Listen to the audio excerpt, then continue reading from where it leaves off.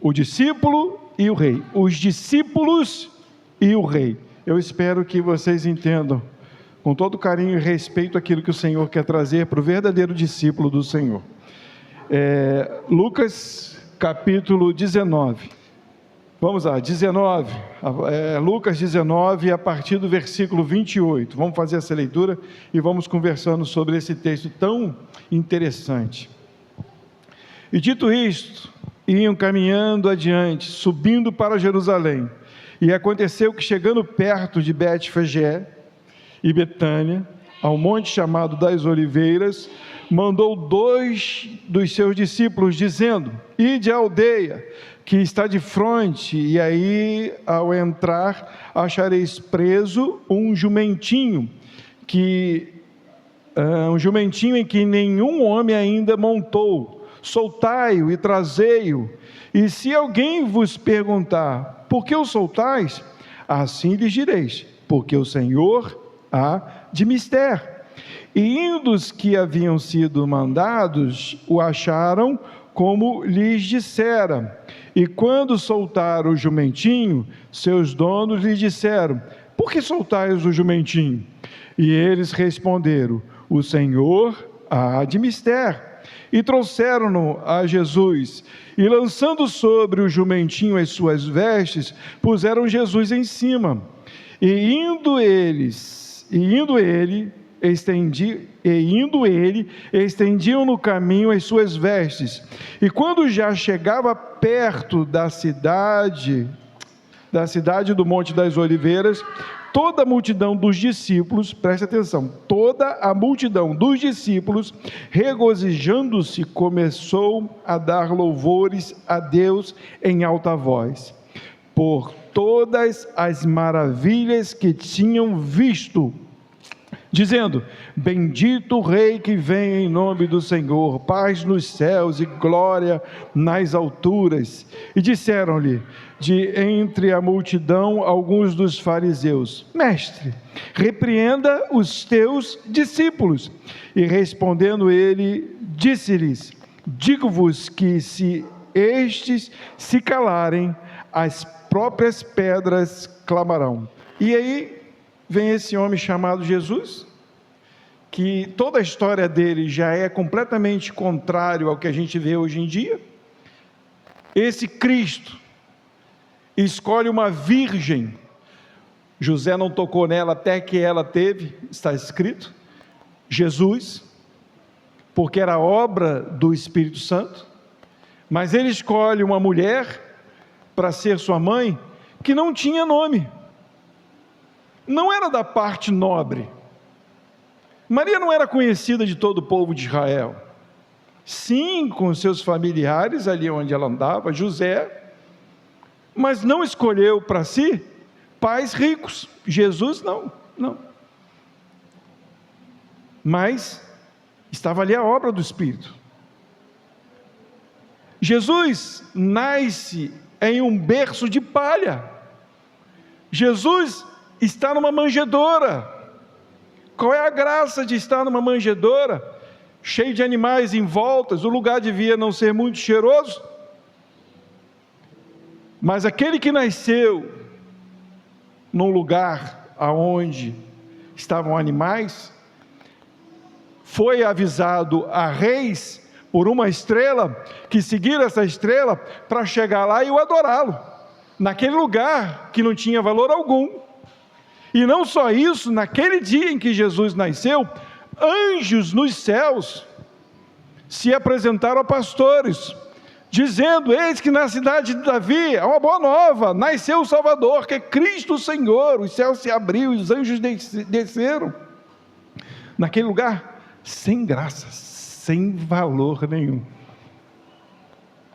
Jesus provavelmente devia, vou chutar, devia ter de 1,60 m, 1,80 m ou 75 m, devia ter uma estatura normal, mediana, igual a todo mundo. Não devia ter uma aparência que você olha ali, está Jesus, tanto que Judas teve que o beijar. não era alguém que tinha aquela aparência. Tem gente que você olha assim, nossa, eu vejo aqueles caras às vezes todo musculoso, grandão, né? Você olha, caraca, não tem como você não olhar, ou então uma mulher muito bonita, você acaba olhando porque chama atenção, e quando chama atenção você vê, aquela pessoa, né? Você reconhece pela aparência física, mas Jesus, não. Jesus era comum, e o que diferenciava Jesus é quando ele abria a sua boca. Mas se Jesus não abrisse a sua boca, não olhasse para ninguém, não tinha diferença nenhuma de ninguém. Não era alguém famoso por seu aspecto físico, não, Jesus não. E aí esse Jesus, saindo de Jericó, indo para Betânia, lá onde ficava o Monte das Oliveiras, ele diz para os seus discípulos: vai em tal lugar e você vai encontrar um jumentinho, e vocês vão pegar esse jumentinho. E em Mateus e em João, não, em Mateus vai dizer que havia uma jumenta e um jumentinho, e a jumenta estava presa, e eles trouxeram tanto a jumenta quanto o jumentinho, mas a ideia é: vai lá e me traga aquele jumentinho, um jumentinho que nunca foi montado por ninguém. Mas o que é um jumentinho nunca montado por ninguém? Sem experiência, sem força, nunca carregou nada. E Jesus disse: pegue, e quando alguém perguntar, digam: o Senhor há de mister. E eu acho incrível a coragem dos discípulos de ir àquele lugar, ouvindo a voz de Jesus, e soltar o jumentinho, né? Eu fico imaginando a cena, percebe a cena, né? O cara pula o muro, ou abre o portão, e está lá o jumentinho preso, e está lá os camaradas tirando o jumento de alguém, a posse de alguém, e quando sai o dono, vai levar aonde? E simplesmente uma palavra resolve tudo: o Senhor há de mister. Ou o Senhor tem propósito, o Senhor determinou, o Senhor quer fazer algo, e o homem ali se cala e admite e permite que isso aconteça. E os discípulos vestem o jumentinho e Jesus monta em cima. E ali Jesus vem andando e passando, e nessa caminhada de Jesus, os discípulos louvam, adoram, se regozijam pelos feitos de Jesus, por aquilo que Jesus fez. A pergunta é: a história falou alguma coisa dos discípulos? Exaltou em algum momento os discípulos? Ou aquele jumentinho em algum momento? Essa história é algo que já deveria acontecer, porque a Bíblia fala que quando o Messias viesse, lá em Zacarias está escrito, abre para a gente poder ver, Zacarias capítulo 9, versículo 9, a Bíblia já nos informa que isso era algo que deveria acontecer, para que nós pudéssemos identificar, ou as pessoas daquela época pudessem entender que ele era o Messias. E a Bíblia vai dizer: alegra-te muito, ó filha de Sião, exulta, ó filha de Jerusalém, eis que o teu rei virá-te justo e salvador, pobre e montado sobre um jumento, e sobre um jumentinho, filho de uma jumenta.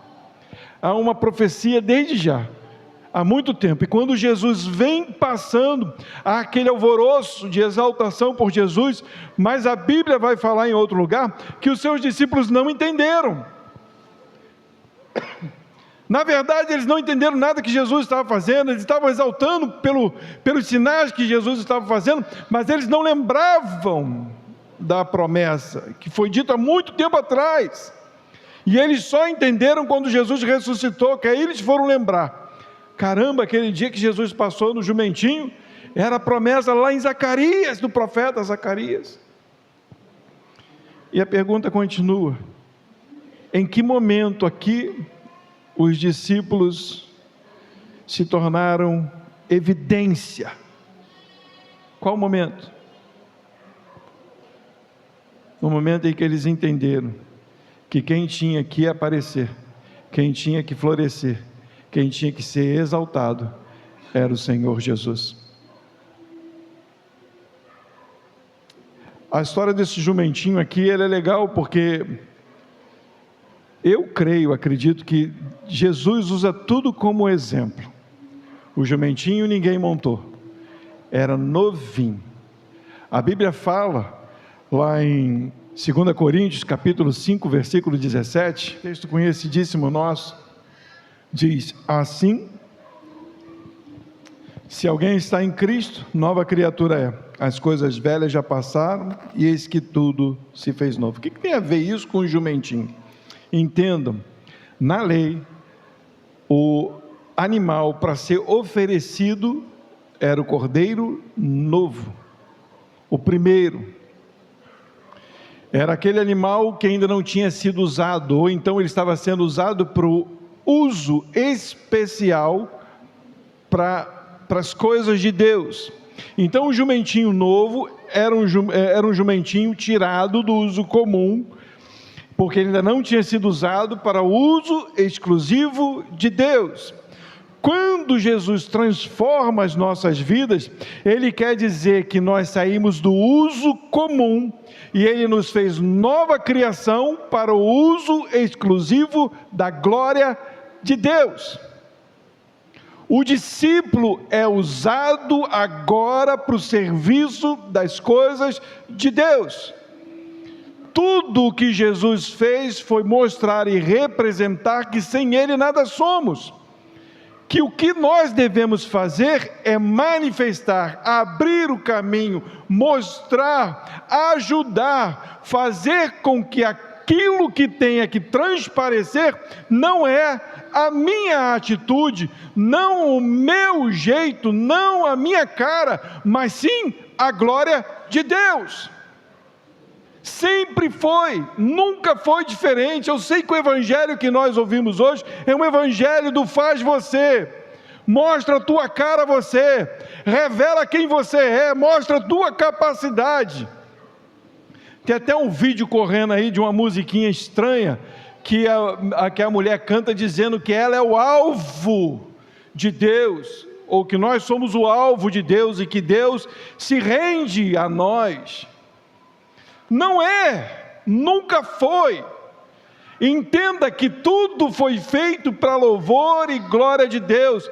O Senhor te chamou para mostrar, para evidenciar o Cristo, Jesus, o bom, o melhor de Deus. Por isso, todas as vezes que nós olhamos para nós e nós sentimos vontade de querer aparecer, o Espírito que está em nós, se Ele habita em nós, Ele vai dizer para nós: não está sendo muito você, não. Onde está Deus aí nisso, nessa decisão que você está tomando? Ou nisso que você está fazendo? Nós lemos aqui no estudo, né, e Deus já tem falado com a gente desde domingo retrasado, em todas as mensagens que a gente tem ouvido, de temer a Deus, né, de viver para a glória de Deus, de entender que Deus é Pai e que Ele cuida de nós.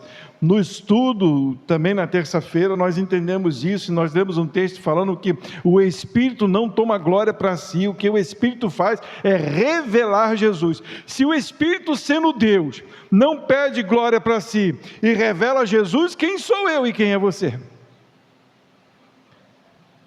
Se o Espírito está em nós, Ele nos mostra que devemos cada vez mais diminuir a nossa carne para louvor e glória de Deus.